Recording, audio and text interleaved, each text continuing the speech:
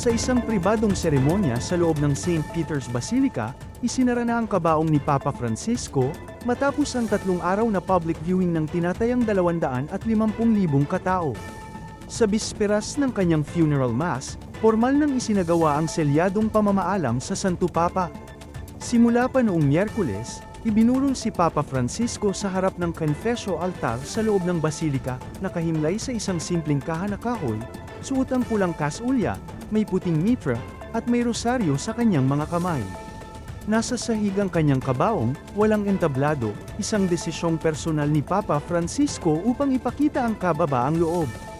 Pinangunahan ni Cardinal Camerlengo Kevin Farrell ang seremonya, na nagsimula sa pagbasa ng isang dokumento na naglalahad ng mga mahahalagang yugto sa buhay ni George Mario Bergoglio, kabilang ang kanyang mga ginawa bilang ika-266 na Santo Papa.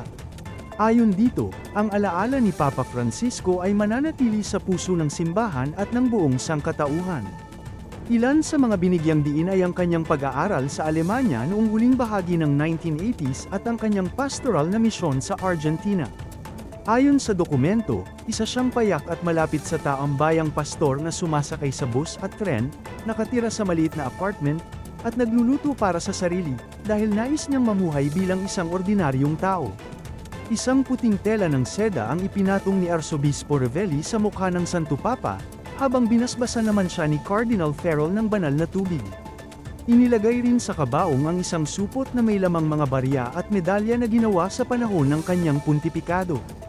Ipinatong ang takip ng zinc coffin, kasama ang krus ni Papa Francisco, kanyang escudo, at isang plaka na may nakasulat na pangalan, edad, at panahon ng kanyang panunungkulan bilang Santo Papa. Habang inaawit ang mga salmo, isinelyo ang kabaong at nilagyan ng opisyal na tatak ng Cardinal Camerlengo, Prefecture of the Papal Household, Opisinang Pangliturhiya at Vatican Chapter.